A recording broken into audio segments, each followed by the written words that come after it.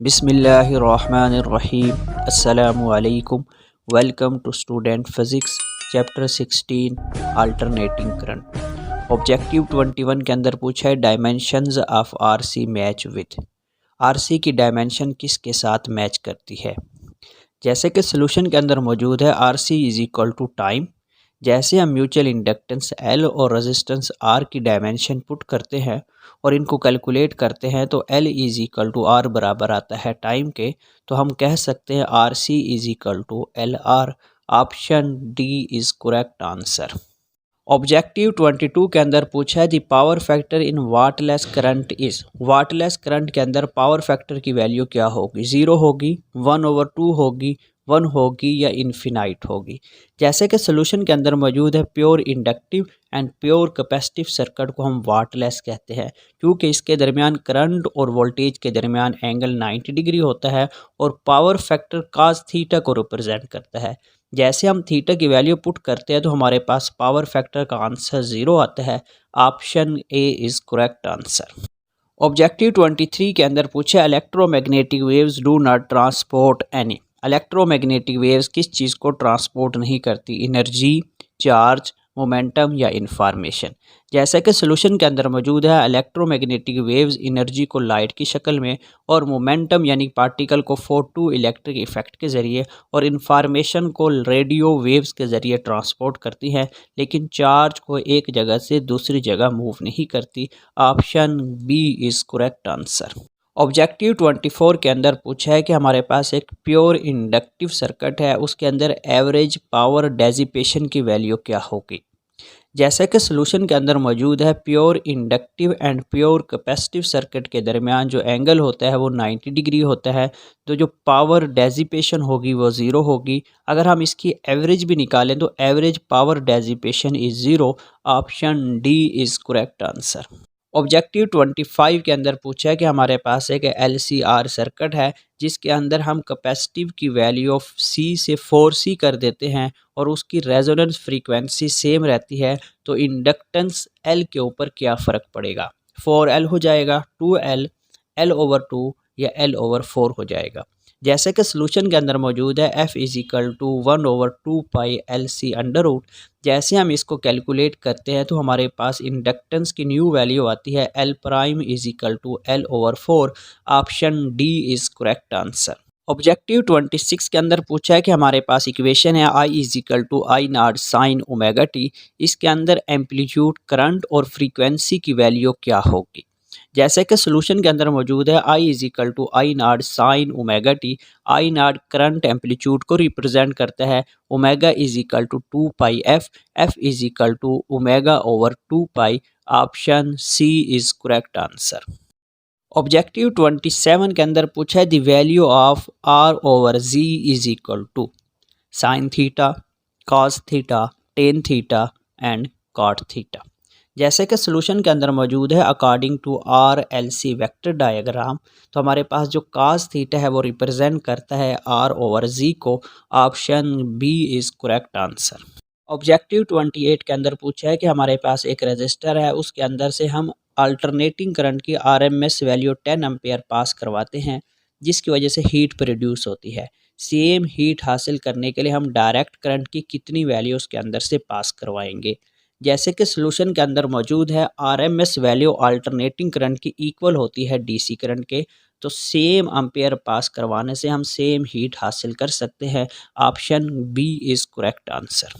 Objective 29 के अंदर पूछा है कि हमारे पास एक इंडक्टर है जिसकी फ्रीक्वेंसी 50 हर्ट्ज़ और उसकी इंडक्टिव रिएक्टेंस 10 ओम है। अगर उसकी फ्रीक्वेंसी 100 हर्ट्ज़ हो तो उसकी इंडक्टिव रिएक्टेंस की वैल्यू क्या होगी। जैसे कि सोल्यूशन के अंदर मौजूद है XL is equal to 2πfL। जैसे हम इसकी फ्रीक्वेंसी 100 हर्ट्ज़ कर देते हैं तो हमारे पास XL प्राइम आ जाता है 20 ohm. Option D is correct answer. Objective 30 के अंदर पूछा है the speed of electromagnetic waves in vacuum is given by. Vacuum के अंदर इलेक्ट्रोमैग्नेटिक वेव की स्पीड क्या होती है। जैसे कि सोल्यूशन के अंदर मौजूद है इसका फार्मूला मैक्सवेल ने डिस्कवर किया था। ये दो कांस्टेंट वैल्यू म्यू नॉट और एप्सिलॉन नॉट के ऊपर डिपेंड करता है। जबकि स्पीड ऑफ लाइट की वैल्यू 2.99 मल्टीप्लाई 10⁻⁸ मीटर पर सेकंड होती है और इसका फार्मूला होता है 1/μ0 epsilon naught under root. Option C is correct answer. Objective 31 के अंदर पूछा है radar beam consist of. Radar के अंदर जो हम वेव्स इस्तेमाल करते हैं वो कौन सी वेव्स होती हैं? एक्सरेज, अल्ट्रावायलेट, इंफ्रारेड या माइक्रोवेव्स।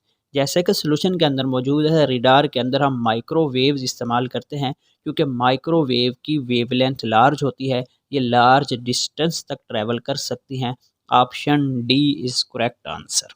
ऑब्जेक्टिव 32 के अंदर पूछा है कि हमारे पास एक सर्किट है जिसके अंदर रेजिस्टेंस की वैल्यू 10 ओम और इम्पीडेंस की वैल्यू 15 ओम है, तो पावर फैक्टर की वैल्यू क्या होगी? जैसे कि सॉल्यूशन के अंदर मौजूद है power factor is equal to cos theta is equal to R over Z. जैसे हम इसकी वैल्यूज़ पुट करते हैं तो हमारे पास पावर फैक्टर आता है 0.8। Option B is correct answer. Objective 33 के अंदर पूछा है कि हमारे पास एक इलेक्ट्रिक लैंप है, उसकी सीरीज़ के अंदर हम चौक कॉइल को प्लेस करते हैं। चौक कॉइल को प्लेस करने से एसी सर्किट के इलेक्ट्रिक लैंप की लाइट के ऊपर क्या फ़र्क पड़ता है? जैसा कि सॉल्यूशन के अंदर मौजूद है चौक कॉइल को प्लेस करने से उसकी इम्पीडेंस इंक्रीज़ कर जाती है। इम्पीडेंस इंक्रीज़ करने से करंट की वैल्यू रिड्यूस हो जाती है। करंट की वैल्यू रिड्यूस होने से लैंप की लाइट डिम हो जाएगी। Option B is correct answer. Objective 34 के अंदर पूछा है कि हमारे पास एक इंडक्टिव सर्किट है जिसके अंदर इंडक्टिव रिएक्टेंस की वैल्यू 500 ओम है और इंडक्टेंस की वैल्यू 1 हेनरी है, तो उसके अंदर फ्रीक्वेंसी की वैल्यू क्या होगी? जैसे कि सॉल्यूशन के अंदर मौजूद है XL is equal to 2πfl। जैसे हम इसको कैलकुलेट करते हैं तो हमारे पास फ्रीक्वेंसी की वैल्यू आती है 80 hertz. Option C is correct answer. Objective 35 के अंदर पूछा है कि हमारे पास एक 3 फेज़ एसी जनरेटर है, पेयर ऑफ कॉइल्स के दरमियान फेज़ डिफरेंस की वैल्यू क्या होगी? 45 डिग्री, 90 डिग्री, 120 डिग्री, 180 डिग्री। जैसे कि सॉल्यूशन के अंदर और डायग्राम के अंदर दिखा है दो कॉइल्स के दरमियान एंगल 120 डिग्री होता है। Option C is correct answer. Objective 36 के अंदर पूछा है कि हमारे पास रेडियो स्टेशन के ऊपर एक एलसी सर्किट मौजूद है। इलेक्ट्रोमैग्नेटिक वेव्स को हम रिसीव करते हैं तो इसकी फ्रीक्वेंसी को हम किस तरीके से एडजस्ट कर सकते हैं? रेजिस्टेंस को चेंज करने से, कैपेसिटेंस को चेंज करने से, इंडक्टेंस को चेंज करने से या ऑल ऑफ दीज। जैसे कि सॉल्यूशन के अंदर मौजूद है एलसी सर्किट के ऊपर जो हम फ्रीक्वेंसी इलेक्ट्रोमैग्नेटिक वेव्स रिसीव करते हैं, कैपेसिटेंस को चेंज करने से इसको हम एडजस्ट कर सकते हैं। Option B is correct answer. Objective 37 के अंदर पूछा है कि हमारे पास अल्टरनेटिंग वोल्ट मीटर है, वो किस तरीके से वोल्टेज की मेजरमेंट करता है? पीक वैल्यू को करता है, आरएमएस वोल्टेज को मेजर करता है, एवरेज वोल्टेज को मेजर करता है या ऑल ऑफ दिस। जैसे कि सॉल्यूशन के अंदर मौजूद है जो अल्टरनेटिंग वोल्ट मीटर होता है वो वोल्टेज की आरएमएस वैल्यू को मेजर करता है। Option B is correct answer. Objective 38 के अंदर पूछा है कि हमारे पास एक इंडक्टर है जिसकी रेजिस्टेंस 100 ओम है और उसकी फ्रीक्वेंसी 1000 हर्ट्ज़ है और वोल्टेज 45 डिग्री करंट से लीड करता है, तो इंडक्टेंस की वैल्यू क्या होगी? जैसे कि सॉल्यूशन के अंदर मौजूद है tan theta is equal to XL over R। जैसे हम इसको कैलकुलेट करते हैं तो हमारे पास इंडक्टेंस की वैल्यू आती है 1/20 pi henry. Option C is correct answer. Objective 39 के अंदर पूछा है इलेक्ट्रोमैग्नेटिक वेव्स दी गई हैं, इसके अंदर से सबसे शॉर्टेस्ट वेवलेंथ किसकी होगी? Microwaves, ultraviolet waves, infrared waves, radio waves. जैसे कि सॉल्यूशन के अंदर और डायग्राम के अंदर दिखाया है इन चारों ऑप्शन के अंदर से सबसे शॉर्टेस्ट वेवलेंथ अल्ट्रावायलेट वेव्स की होगी। Option B is correct answer. Objective 40 के अंदर पूछा है हमारे पास एक चौक कॉइल है, उस कॉइल के अंदर कौन सी प्रॉपर्टीज़ पाई जाती हैं? जैसे कि मुख्तलिफ़ किस्म के ऑप्शन दिए हुए हैं। जैसे कि सॉल्यूशन के अंदर और डायग्राम के अंदर दिखाया है जो कॉइल होती है वो थिक कॉपर वायर की होती है, उसको हम सॉफ्ट आयरन के ऊपर वाउंड करते हैं। इसकी इंडक्टेंस बहुत ज़्यादा और इसकी रेजिस्टेंस बहुत ही कम होती है। Option D is correct answer.